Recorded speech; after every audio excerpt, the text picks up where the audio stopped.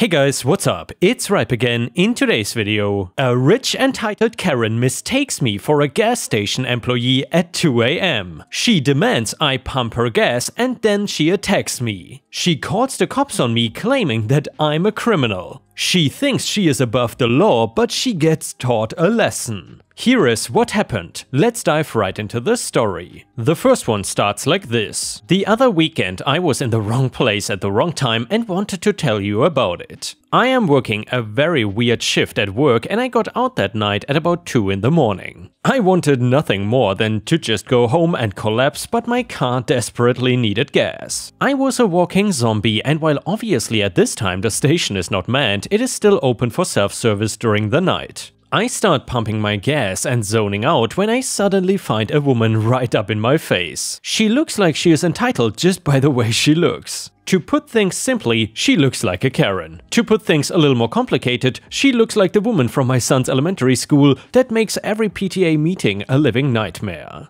And guys, please correct me if I'm wrong, but I think PTA means Parents Teacher Association or something like that. Anyway, Karen, why are you not listening to me? Me, sorry what? Lazy poor workers. I said that I've been waiting at the pump for at least 10 minutes and you haven't come to pump my gas. Side note that I have only been there a few minutes and her car was not there when I pulled up. Also, I live in a state where, when staff is available, they pump for you, but self-service is also common. Me, nobody is working here tonight. You have to pump your own gas. Excuse me? I make more money than you could ever dream of working at a dump like this. Just because it's late, don't think I won't call your manager and tell him that you're not serving well of people. I finally realized she thinks I work here. I was that tired. Me, I don't work here, I'm just getting gas too. I want to go home and sleep. Karen, you will pump my gas right now. I'm calling the cops for this discrimination. Because I'm a rich woman, you think you can pull a fast one on me. I did not have the energy to argue and she moved her car to block me in, so I could not leave. I was annoyed and just waited for the police. And yeah guys, don't we all know it, the discrimination that rich men and women face every day. I truly feel so bad for them, especially when they are entitled Karens. Anyway, it took forever for them to show up because it was not an emergency, and again it was the middle of the night. When they did show up, they went to talk to Karen first because she was the one that made the call. I don't know what she was telling them exactly, but the gist was that I was refusing to serve her because of her money and gender. I only wished the station was fully open so I could buy a coffee or energy drink. After even longer, the officer came over to me. He told me that I couldn't refuse the Karen service, and I once again explained that I did not work at the station. I was just filling up my own car and trying to get home after a long shift at a completely different place. I told the officer I just wanted her to move her car so I could get out and go home already. The police apologized and said they would tell Karen to move her car and go home. Officer, miss, this man does not even work at the station. You really have to move your car and let him go. Karen, no. I pay your salary and that means you need to do what I say. I donate thousands of dollars into this local economy, so if I want him to pump my gas, he will. Officer, move your car and go home. He doesn't have to do anything. Karen then walked right up to the officer and swung her big pocketbook at his head. She actually made contact and continued to swing it around wildly. She was hitting anybody that got in her way and the police were having a hard time getting close. Finally, one of them pulled out a taser and pointed it towards her. Officer, ma'am, this is your only warning. Drop the purse and put your hands up where I can see them. She did not listen, so the officer shot the taser and in a matter of seconds she was on the ground. She actually thought being rich meant that she could attack the police and force them to make me pump her gas. They had to call an ambulance to check her out, but they cuffed her and told her she was under arrest for assaulting a police officer. She kept yelling that they didn't know who she was, and once they did, they would be sorry because she had enough money to get them all fired. If I wasn't so tired, I probably would have laughed at the show going on in front of me. They had to fill out paperwork and call a tow truck for her car so I could get mine out. The police saw how tired I was and told me I could nap in my car and they would wake me up once her car got towed. I tried, but I had too much adrenaline going and could not seem to calm down. She never stopped yelling even after being given the right to remain silent. The ambulance arrived and the EMTs checked her out, with her also yelling at them and calling them stupid med school dropouts. Like, geez lady, are you always this charming or only in the middle of the night? The tow truck came, and when Karen saw that it was lifting up her car, she started going even more ballistic if possible. She was saying that her car was worth 120k and the tow truck was gonna scratch it. Also that she had a right to have the car there, and then finally pleading that she would move it away from my car if they just stopped towing it. When you get to the point of having the police tow your car, I guess they are beyond wanting to do you any favors. Her car was towed away to some yard, and once she got released from custody, would have to go and get it. By this point it had been a few hours and the sun was already starting to come up.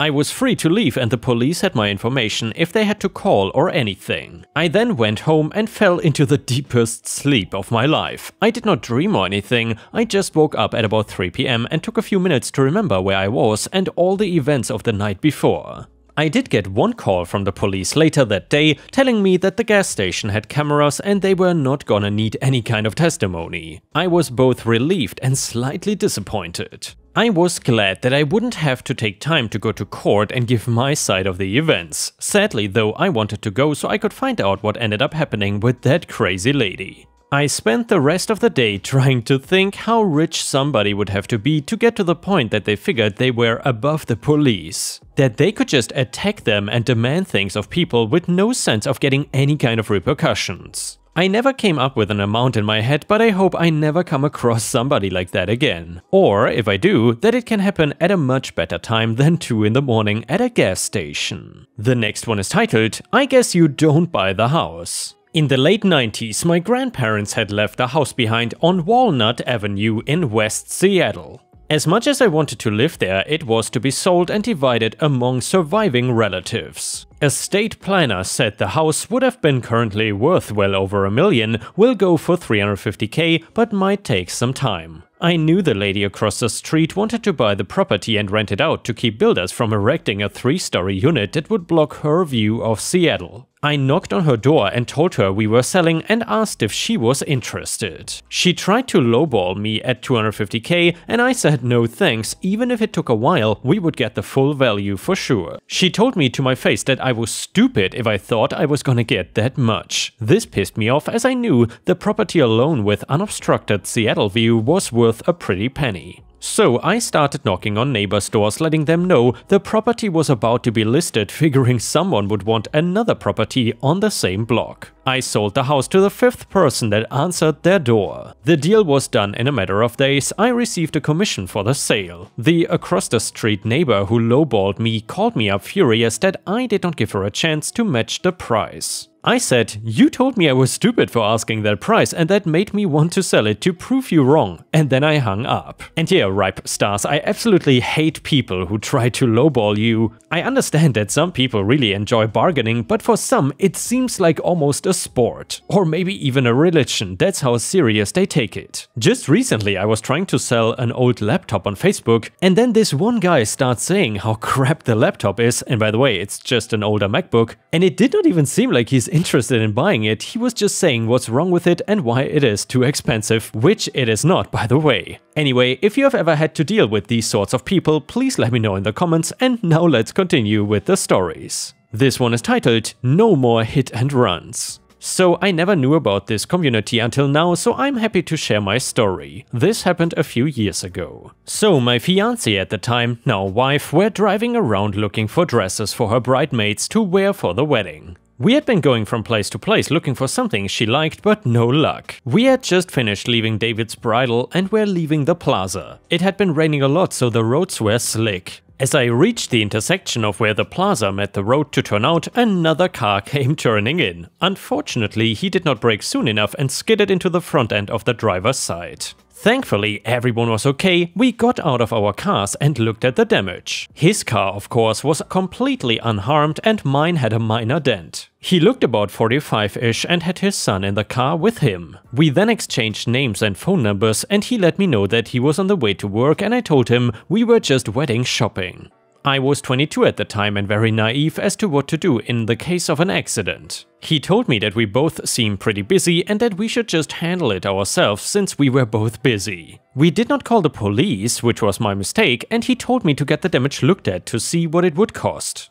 I took the car in 2 days later and they quoted me $1,100 for the bumper to be replaced. I texted him and he told me he will be getting scholarships in 2 months and when he goes back to school and he would be able to pay me in cash then. I again naively told him that would be fine. A week later I followed up with him about another estimate I got, which was lower than the original, $900, but I got no response. I texted him again and again for the next few days and nothing. At this point I realized he had bailed. I came up with a plan to find him. All I had was his name, a now useless phone number, and a general area of where he worked. I searched for him on Facebook and was pretty sure I found him. I searched under his family members and saw what looked to be like his son. My soon-to-be sister-in-law was 16 and looked about the same age as his son. I decided to go off full-on sleuth and go undercover. I used her Facebook and changed her last name to match theirs. I then messaged the son and told him that I thought we might be cousins. I asked him some questions about his dad, like name and his job, and told him that my mom said I have an uncle down there by that name and worked at this guitar shop. He answered yes, that was his dad's name, and told me the name of the place where his dad worked. I was so relieved I was making progress. The next day I drove back up near the accident and found where the man worked. I found his car and took pictures of his license plate. I then took all the info I had and went to the courthouse. I filled out paperwork and handed it to the clerk. The clerk told me they could either mail the form to his work address or if I paid $25 I could have an officer hand deliver it. Of course, I paid the $25 just to embarrass him at his place of work. A few weeks later, we were summoned to the court to see if we could work things out before going to an actual hearing. He showed up and we sat down with a mediator. She explained everything to all of us. I told him I didn't want to do this, but he stopped responding. He replied that his phone was stolen, so he had to get a new one. In my mind, a phone being stolen does not equal changing your phone number. I knew he was lying. The moderator asked him to step outside. She talked to us and told us not to trust him because his story did not make sense. The mediator invited him back inside and we read over the terms I listed in the court documents. He was to pay $2,400. I charged him the original replacement cost, gas from driving back and forth, my time for doing all this work and extra just for being an a-hole. He said he would pay but did not like that I went to his job and took pictures of his car. I replied I did not like that he hit my car. A few months later he paid the full amount in cash and had to pay for our court costs as well. I sold the damaged car and took the cash he gave me to buy another car fully in cash. All in all, I benefited from it, but next time I will just call the cops and save myself the headache. And the next one is titled, Am I the jerk for taking my neighbor's plants? I live next to a couple who I am friendly with, but not much past how are you and chat about things in the neighborhood. Last week I was out for a morning walk and noticed Amber lugging a butt ton of plants from her backyard to her porch. She said hello, so I stopped by to chat and to see if she needed help. It looked like she was starting her own landscaping company. It turns out she finally felt inspired to work on the new garden she's been planning for months. She ripped out everything she currently had and was gonna put it on the curb as freebies. I've always wanted to turn my lawn into a nice garden, so I felt like I struck gold. I offered to pay her because there was a substantial amount of shrubbery, but she refused. I wheelbarrowed everything over to my backyard, brought her some pastries as a thank you, offered cash again or to help with her new garden, but she refused and that was that. I spent the weekend with my boyfriend replanting everything and our backyard now looks great. Until I get a knock on my door yesterday from her husband. It turns out he said she gave permission for him to tell me this. She struggles with bipolar and was going through a manic episode. There is no new garden that she's been plotting for months, just a bipolar-induced attack on their backyard that she now regrets. She is too embarrassed to talk to me herself. I get it, I struggle with depression up the a-hole, and the fewer people I have to explain myself to, the better, but she wants her plants back. Apparently that garden was her baby, and in a fit of mania, she destroyed it. I am sad for her because crappy decisions when you're in the mental toilet suck, but like, everything is already planted in my backyard, and I'm not willing to put in the effort to dig everything back up. It will look awful, and yeah, that's what they are dealing with now, but it's not my fault. I nicely told him pretty much that, and he just said okay, and he left. Now when I see them, they completely ignore me. I've crossed paths with them 3 times since, and her husband waved, but she did not even look at me. I saw them taking soil and compost bags out of their car today, and Amber just looked really upset and not at all excited to be working on a new garden. My boyfriend thinks I should offer to give at least some of them back because I'm not exaggerating. She gave me a ton of plants. I just don't want her to think that she can be rude to me after her mistake and then get what she wants. Am I the a-hole?